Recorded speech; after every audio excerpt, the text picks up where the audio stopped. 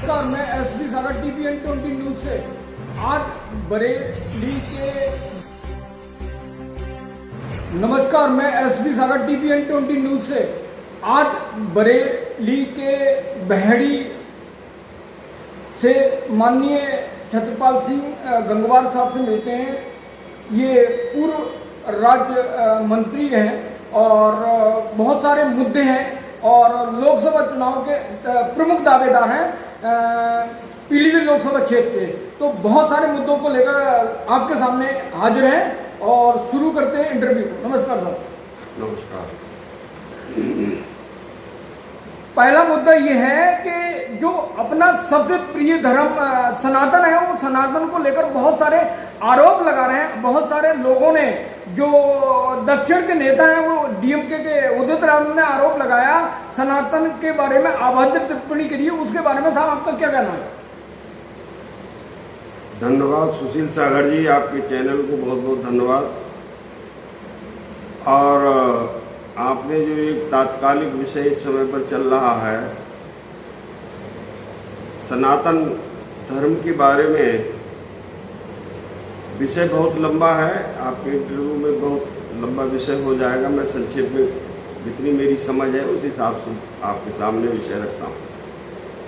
तमिलनाडु के मुख्यमंत्री M.K. Stalin, उनका बेटा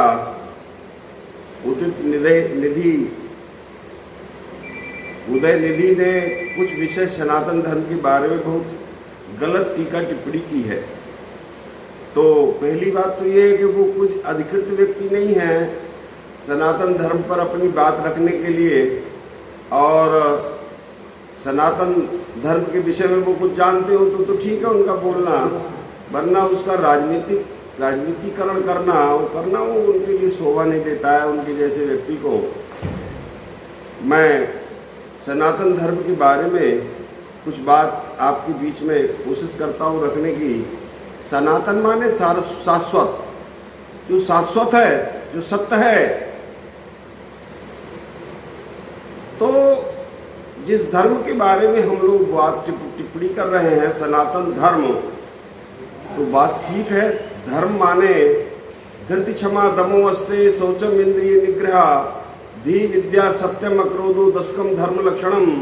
ये धर्म के 10 लक्षण है। इनकी विस्तृत व्याख्या अपने आप में बहुत लंबी होगी। ये सोच है सनातन धर्म का। सनातन से और संक्षेप में अगर करना चाहूँ, बात रखना चाहूँ, बताना चाहूँ, तो अनादिकाल से जो जीवन जीने की पद्धति है, जीवन जीने का तरीका है, खास तौर से इस हमारे देश में, भारतवर्ष में, यही है सनातन संस्कृति। ये किसी पुस्तक से नहीं चलती, ये किसी महापुरुष, एक महापुरुष कोई पीर पैगंबर, उससे आधार पर नहीं चलती। ये कोई स्थान विशेष नहीं है कि ये स्थान है, यहाँ से ये चालू हुआ। ऐसा है सनातन धर्म। और भारत देश, यहाँ पर हजारों लाखों वर्षों पुरानी संस्कृति, पता नहीं कब से, जब से सभ्यता का जन्म हुआ होगा तब से यहाँ पर ये संस्कृति जो विकसित हुई है, यही सनातन है, यही सत्य है। इसी में दुनिया का कल्याण है। सर्वे भवन्तु सुखिनः, सर्वे सन्तु निरामया, सर्वे भद्राणि पश्यन्तु मा कश्चित् दुर्भाग् भवेत्। ये सोच है। अयम निजा परावेति गणना लघु चेतसाम उदार चरिता नाम तु वसुधैव कुटुम्बकम।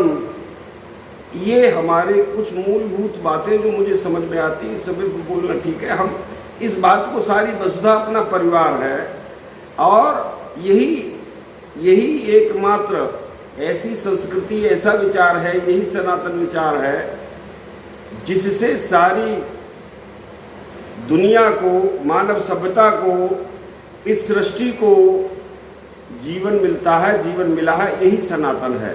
2024 में लोकसभा चुनाव पीलीभीत से सबसे प्रमुख और दमदार दावेदार माननीय विधायक जी हैं। इस बारे में जो तैयारी है, और आप क्या कहना चाहेंगे साहब? अब आपके द्वारा मुझे पता चल रहा है कि मैं बहेड़ी पीलीभीत लोकसभा का दावेदार हूं। पार्टी मेरी पार्टी भारतीय जनता पार्टी मुझको आदेश करेगी तो मैं चुनाव मैदान में हूँ। ये ठीक है कि यहाँ की जनता की जो आवाज़ है, बहेड़ी पीलीभीत लोकसभा की जनता की जो आवाज़ है, और चुनाव में प्रतिनिधि के नाते से जो अपेक्षाएं पार्टी की होती हैं, उन अपेक्षाओं पे मैं खरा उतरता हूँ, उतरूँगा। और पार्टी अगर मुझे टिकट देती है तो मैं जरूर चुनाव लड़ूंगा, वरना मैंने ना कोई टिकट के लिए आवेदन किया है, ना कोई अपेक्षा की है। पार्टी मुझे उचित समझती है, उपयुक्त समझती है, और पार्टी को मुझे मेरी आवश्यकता लगती है तो मैं समर्पण भाव से राजी हूँ। मेरी कोई ऐसा मैं महत्वाकांक्षी लोगों में से नहीं हूँ। 2024 के मोदी मिशन के बारे में साहब आपका क्या कहना है? 2024 मोदी मिशन का आपने जो विषय उठाया, ये मोदी मिशन नहीं है, ये तो भारतीय जनता पार्टी का मिशन है। 2024 में तीसरी बार फिर से मोदी जी के नेतृत्व में लोकप्रिय सरकार बनेगी, ऐसा मुझे पूरा विश्वास है। और हम लोकसभा में 350 से अधिक सीटें जीतकर पहुंचेंगे। ये मोदी मिशन है और यही जनता की आवाज है। इंडिया गठबंधन जो मोदी एक प्रभावशाली प्रखर नेता हैं, उनके सामने 24 पार्टियां इंडिया गठबंधन के रूप में उनके सामने आई हैं, उनके बारे में सर आपका क्या कहना है? अभी भिन्न भिन्न देश के राजनीतिक दल, जिनका अपने अपने प्रदेश में कुछ वर्चस्व है, प्रभाव है, ऐसे देशों, ऐसे दलों का गठबंधन हुआ। इंडिया नाम दिया है उसका, और सब अलग अलग सोच के हैं।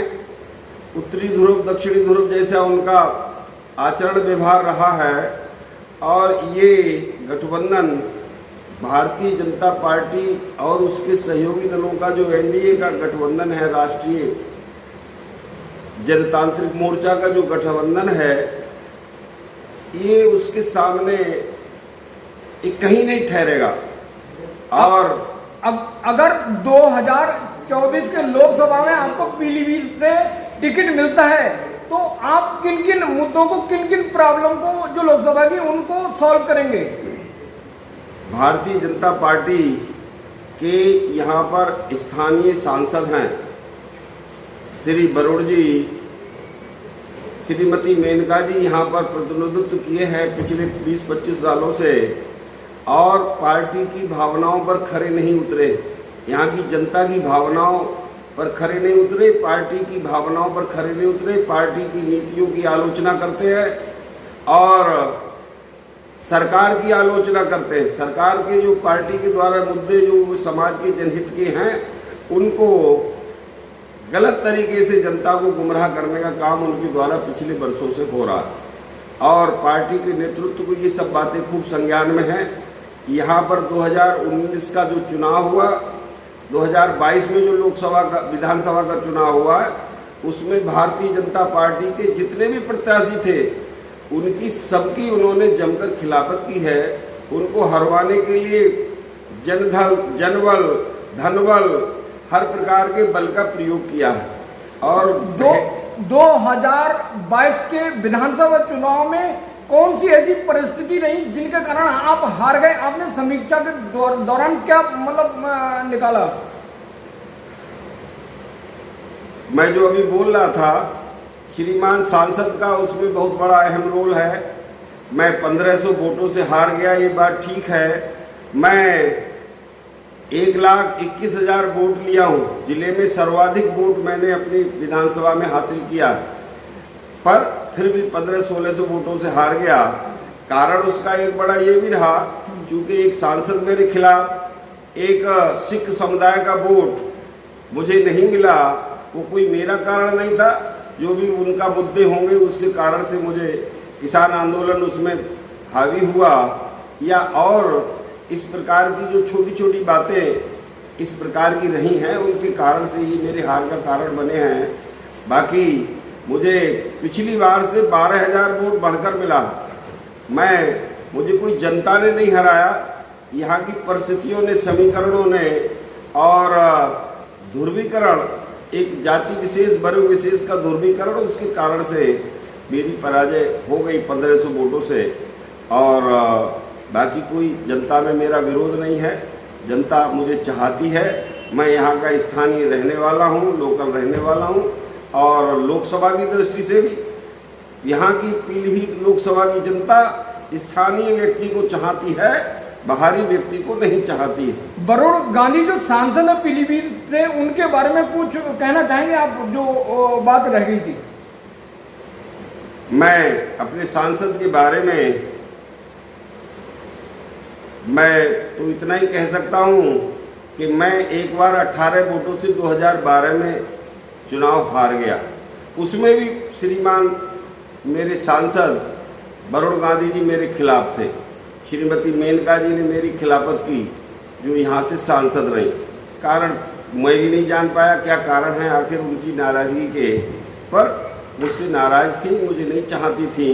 वो नहीं चाहती कि कोई यहाँ पर इस प्रकार का कोई व्यक्ति यहाँ से बार बार विधायक बनकर आए जो भविष्य में मुझको खतरा बने। और इसलिए मैं चूंकि संगठन से जुड़ा हुआ व्यक्ति हूँ, सबसे ज़्यादा खतरा उन्हें मुझ में नजर आता है। जातीय समीकरणों के हिसाब से भी मैं पीलीभीत लोकसभा के लिए फिट बैठता हूँ, ये उनको खतरा दिखाई देता है, इसलिए मेरे खिलाफ। मैं पार्टी का संस्कारित व्यक्ति हूँ, मैं पार्टी के खिलाफ नहीं जा सकता। इस बात को वो जानते हैं, मेरी चाहे खिलाफत करते रहे, कुछ करते रहे, बाद में तो चुनाव का टाइम आएगा, टिकट ले आओ कैसे ही करके, और फिर उसके बाद में तो फिर ये समझा बुझा के कर ही लेंगे, क्योंकि ये पार्टी के खिलाफ जा नहीं सकते। मेरी इस भावना को वो बहुत अच्छी तरीके से जानते हैं। ठीक है, धन्यवाद बहुत बहुत माननीय विधायक जी।